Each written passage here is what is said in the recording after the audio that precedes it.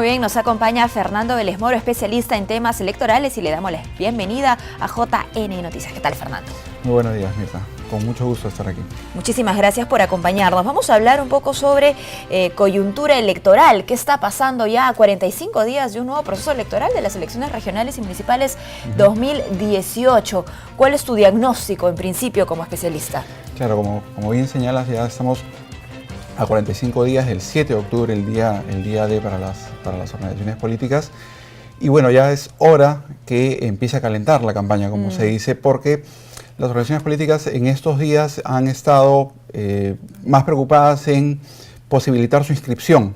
Las candidaturas, sabemos que hay muchas candidaturas que se han caído, digamos, por incumplimiento de algunos de los requisitos de la legislación electoral, y ya estamos finalizando esa etapa. Corresponde ahora que puedan proponer cuáles son efectivamente las medidas que van a adoptar cuando lleguen a sus respectivas alcaldías de ganar, y que evidentemente la población pueda evaluarlas antes de este día 7 de octubre. Claro, cerrando la etapa, como bien has dicho, de tachas, de exclusiones, ¿no? Cerrando un poco ya quiénes van a ser los candidatos y candidatas oficiales, había entonces que centrarnos en las propuestas. Pero ¿te parece que algunos candidatos, aquellos que ya tienen sus candidaturas cerradas, digamos, ya están abocándose a eso? ¿Estamos ante una campaña quizá un poco tibia?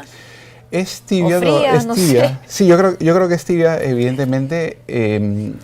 Hay todavía, lamentablemente, muchos ataques personales entre ellos. Lamentablemente, como decía, parece que el resto de la campaña en algunos lugares, sobre todo en las capitales de provincias o en las regiones, se orientan a atacar al contrincante en vez de exponer propositivamente cuáles son efectivamente las medidas que vayan a tomar de alcanzarlas, ser favorecidos por el voto popular. Lamentablemente es una constante en nuestros procesos electorales que las campañas se dediquen más orientadas a atacar al contrincante en vez de exponer las propuestas de estas organizaciones políticas. Bueno, sí, pues eso es lamentable, y desde el Jurado Nacional de Elecciones lo que se busca es más bien promover buenas prácticas electorales, por ello la suscripción del Pacto Ético Electoral, sí, ¿no? Que establece una serie de compromisos que tienen que ver con el comportamiento del candidato, de las candidatas, que tiene que ver también con transparentar, ¿no? Sus finanzas y con llevar sus propuestas, como bien has dicho, directamente al ciudadano. Sí, el pacto ético es una medida que ha venido siendo propiciada de manera muy efectiva por el Jurado Nacional de Elecciones, que tiene la finalidad de poder suscribir una serie de compromisos para llevar a cabo una campaña limpia, una campaña orientada a informar a la ciudadanía acerca de cuáles son las propuestas por las cuales deben efectivamente votar por ellas los ciudadanos, por estas organizaciones políticas, pero a su vez también evitar los ataques, las personalizaciones, evitar efectivamente todos estos elementos que en realidad empañan o enturbian una campaña electoral, ¿no?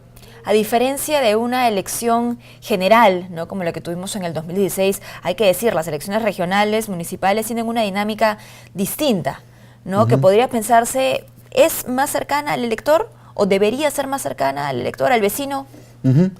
Claro, evidentemente, porque aquí tenemos tantos distritos electorales como circunscripciones existan para una elección de este tipo. Entonces, las propuestas que se discuten no son propuestas evidentemente a nivel nacional, sino son propuestas que tienen que ver más con el ámbito donde se desarrollan las personas, donde viven los ciudadanos, las ciudades, los distritos, los pueblos, y evidentemente lo que espera esta ciudadanía es que se discutan las propuestas concretas que va a poder llevar a cabo en cada uno de estos distritos, en cada una de estas ciudades, resolver los problemas más concretos. Por eso también es que muchas veces los candidatos ahora confunden y lanzan propuestas que en realidad no van a poder cumplir porque no es el ámbito de su competencia, ¿no?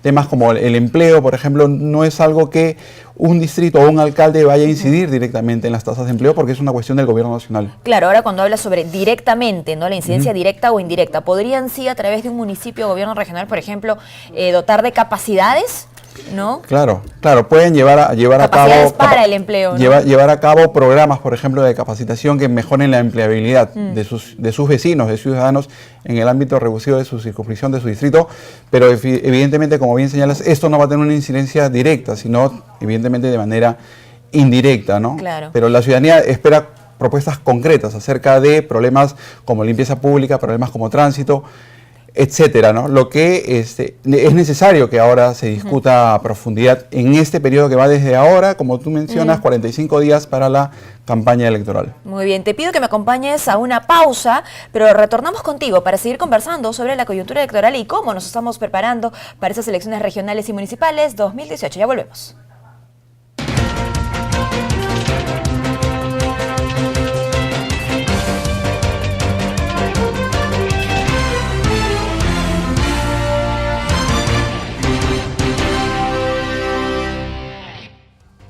Estamos de regreso y seguimos al lado de nuestro invitado Fernando Vélez Moro, especialista en temas electorales. Hablábamos antes de irnos a la pausa, Fernando, sobre las competencias, que es algo tan importante de comunicar cuando justamente queremos llevar estas propuestas a los electores.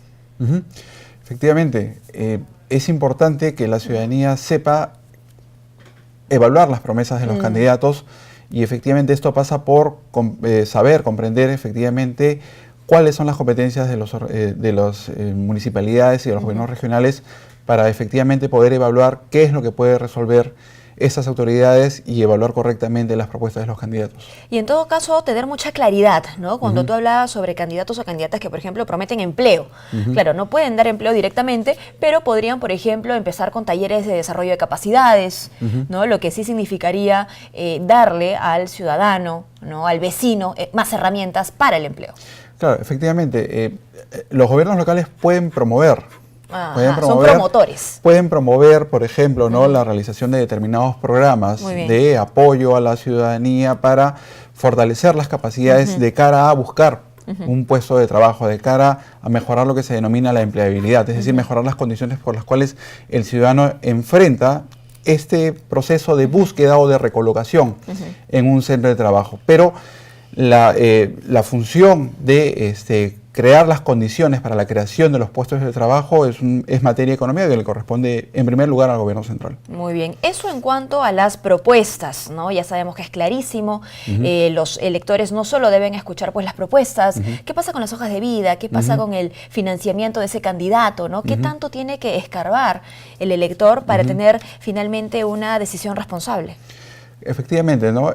Desde hace un tiempo a esta parte ya la exigencia para colocar o para llenar o para incluir dentro de la solicitud de inscripción de la lista de candidatos incorpora la declaración jurada de hoja de vida, ¿no? Que como todo currículum vitae, si se puede decir, contempla no solamente los datos personales, sino también los cargos que ha ocupado, los puestos que ha desempeñado, ¿no? en su carrera profesional, pero también a su vez efectivamente los ingresos los que percibe.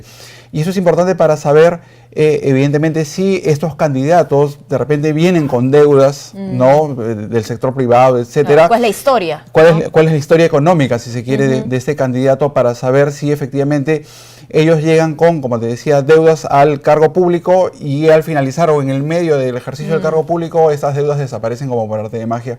Porque esto le va a permitir evaluar al ciudadano si este candidato está buscando en realidad beneficiar a la población a través del desarrollo de obras o si por el contrario podría tener una intención de carácter personal para resolver, en este caso del ejemplo, sus finanzas individuales. Muy bien, la historia financiera, la historia política, ¿no? Saber también si este candidato, esta candidata ha sido militante de algún partido, si ya postuló. Son todos estos datos que felizmente a esta fecha, 45 días, como dijimos en el bloque anterior, estamos a tiempo de revisar, ¿no? Por supuesto, digamos, ya hemos señalado que esta es la época en la que la ciudadanía y las organizaciones políticas entran en un diálogo más directo porque ya es la oportunidad para que puedan efectivamente presentar sus propuestas y la ciudadanía poder evaluar correctamente no solamente las propuestas de las organizaciones políticas, sino también la historia de vida de cada uno de los candidatos que se presentan. Muy bien, nos quedan un par de minutos nada más. ¿Cómo estamos ya saliendo de la etapa de inscripción, tachas, posibles exclusiones, ¿no? El trabajo que tiene que hacer el elector? ¿Cómo vamos con la publicidad estatal, con la propaganda electoral y con la prohibición de dádivas? Sí, efectivamente. Las normas de publicidad y propaganda han tenido algunas modificaciones, específicamente en el último año, ¿no? Hay una nueva norma del Congreso de la República que prohíbe cualquier tipo de publicidad estatal y la reconduce a ciertas campañas de educación o ciertas campañas en materias muy, muy específicas. Por el parte de la propaganda electoral, existen estas limitaciones de no, por ejemplo, la propaganda electoral no puede afectar el patrimonio cultural. Y hemos estado viendo en noticias que efectivamente algunas organizaciones políticas no respetan esta prohibición.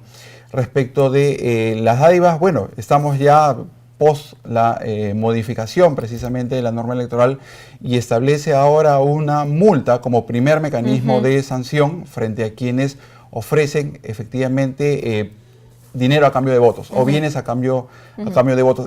En realidad es una de las peores prácticas que puede ocurrir, ¿no? Efectivamente, porque condicionan la voluntad popular hacia la percepción de un beneficio económico, cuando en realidad de lo que se trata en un proceso electoral es que los electores asistan libremente no solamente al acto del sufragio, sino también al convencimiento de por qué opción electoral van a preferir el día de las elecciones. Muy bien, bueno, pues seguiremos en este objetivo de hacerle seguimiento a candidatos, candidatas, organizaciones políticas y también tratando pues de empoderar a los electores para que finalmente acudan a las urnas y tengan un voto responsable. Te agradecemos muchísimo, Fernando, tu visita. A ti, no hay de qué. Hemos conversado con Fernando Vélez Moro, especialista en temas electorales, sobre la coyuntura que se vive a 45 días de un nuevo proceso electoral. Hacemos una pausa y retornamos con más. No se mueva.